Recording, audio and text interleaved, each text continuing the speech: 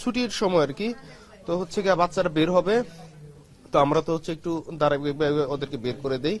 তো আমি হচ্ছে গিয়ে যারা ফর্ম টিচার তারা ক্লাসে ঢুকছে, আমি হচ্ছে টিচার্স রুমে আসলাম আর কি। যেহেতু হচ্ছে লাঞ্চের সময়, এখন একটু হাত পা করে হচ্ছে লাঞ্চ করব, অনেকে নামাজে যাবে, এরকম একটা প্রস্তুতির সময় আর কি। এমন সময় হঠাৎ করে বিকট শব্দ হলো, আগুনের ফুলকি। তারপর হচ্ছে আপনার সবাই দিক বিদিকে ছুটাছুটি করতে পারলো, করতে পারলো। এবং একটা ছোট মনে হয় আর কি, ছোট কোনো বিমান, এটা হচ্ছে পড়ছে একদম যেখান থেকে বের হয় আর কি, যে গেটটাতে বের হবে ঠিক এখানটাতে পড়ছে আর কি। তো এতে হচ্ছে আপনার ধোয়ার কুণ্ডলী পুরোটার মধ্যে। তারপরে হচ্ছে কি আপনার এই দক্ষিণ সাইডের যে গ্রিল, এটা হচ্ছে গিয়ে একজন টিচার ছিল আমাদের সাইড স্যার, উনি হচ্ছে গিয়ে খুব চেষ্টা করে আপনার একটা গ্রিল ছুটায় আর বাইরে থেকে কিছু সাহায্য করে। এই অল্প একটু জায়গা দিয়ে আমরা কয়েকজন বের হই, তার পরবর্তীতে হয়তো ফায়ার সার্ভিস বা অন্যান্য আর কি আগে আসে। ওই সময় কি পুরোপুরি কি ক্লাস কার্যক্রম স্বাভাবিক ছিল?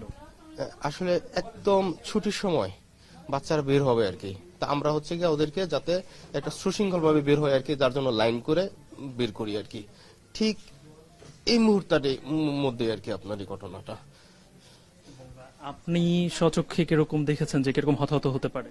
আসলে হতাহতটা এই মুহূর্তে বলতে পারতেছি না, এই কারণে যে হচ্ছে কি আপনার যখন দুর্ঘটনা ঘটার পরপরই আপনার প্রচন্ড ধোঁয়া। Hire Google TV, endless color, smart living.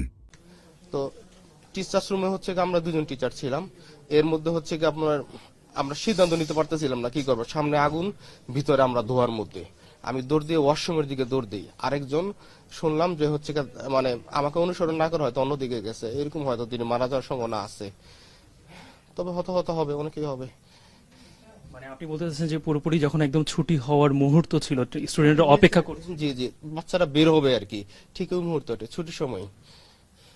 কোন ধরনের আপনারা তো মানে এটা তো হওয়ার কথা না, আভাস আপনার পাওয়ার তো কোনো কথাই না, মানে একেবারে পুরো এতটাই আকস্মিক যে মানে আমরা কিছু বুঝার উঠার আগে দেখলাম যে হচ্ছে আগুন, সামনেতে কিছু দেখতে পারি না, আগুন আর তার আগুন, তারপর ধোয়া, এতটুকুই। আপনার এখন শারীরিক কি বলছে, ডাক্তাররা কি বলছে? আমার হচ্ছে দু হাত আর হচ্ছে একটু শ্বাসকষ্ট আছে, আর মুখ কান এগুলো পুড়ে গেছে।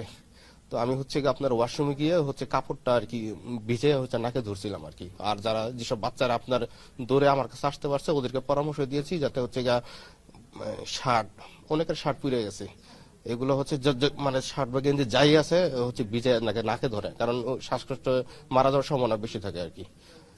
আমি ভালো আছি, কিন্তু যারা ভিতরে আর কি ধোয়ার মধ্যে পড়ে গেছে তাদের একটু সমস্যা হচ্ছে। আপনি এখন পর্যন্ত কোনো খবর পেয়েছেন যে আপনার খুব মানে পরিচিত স্টুডেন্ট কিংবা কোনো টিচার কোনো গুরুতর অবস্থায়, খুব বাজে অবস্থায় আছেন, এরকম কোনো খবর পেয়েছেন আপনি? আমার সাথেই হচ্ছে 3টা স্টুডেন্ট আমি নিয়ে আসছি, যার একজনকে সিএমএস এ পাঠানো হয়েছে, ওর শরীর অনেকাংশে পুড়ে গেছে, চামড়াগুলো উঠে গেছে। আমার গায়ে যে শার্টটা ছিল যাতে আর কি না জ্বলে, এই শার্টটা আর কি ওর গায়ে দিয়ে আমি ওকে হাসপাতালে নিয়ে আসি। আর আমারও দেখা গেছে কোনো কিছু ধরার মতো অবস্থা নেই, যার কারণে আমি ওইভাবে মানে আমি স্টেবল অবস্থায় ছিলাম না, প্রচুর জ্বালাপোড়া করতেছিল। যতটুকু পারছি আর কি আমি কয়েকজনকে মানে উৎসাহ দিচ্ছি যাতে হচ্ছে গিয়া ধরে রাখে ভিতরে না থেকে ধোয়ার মধ্যে।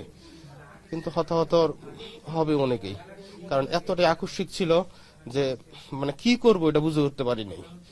আচ্ছা, এরপরে দুঃখিত আপনার একটু সময় নিচ্ছে আমি, যে আপনি এরপরে নিশ্চয়ই আপনার সেন্স কি ছিল ওই সময় ঘটনার পরেই এরপরে আপনাদের উদ্ধার কার্যক্রম কখন থেকে শুরু হয়? উদ্ধার কার্যক্রমটা হয়তো কয়েক মিনিটের মধ্যে শুরু হয়, কিন্তু আসলে আগুন লাগার ব্যাপারটা তো এটা তো হচ্ছে কয়েক সেকেন্ডের ব্যাপার। আমি জাস্ট হচ্ছে আগুনের একটা মানে একটা যেটাকে বলে ফুলকি বলে আর কি, এটা পাওয়ার সাথে সাথে আমার মুখ হাত পুড়ে গেছে। অনেকের যাদের পাতলা শার্ট ছিল ওগুলো পুড়ে গেছে, জামা পুড়ে গেছে।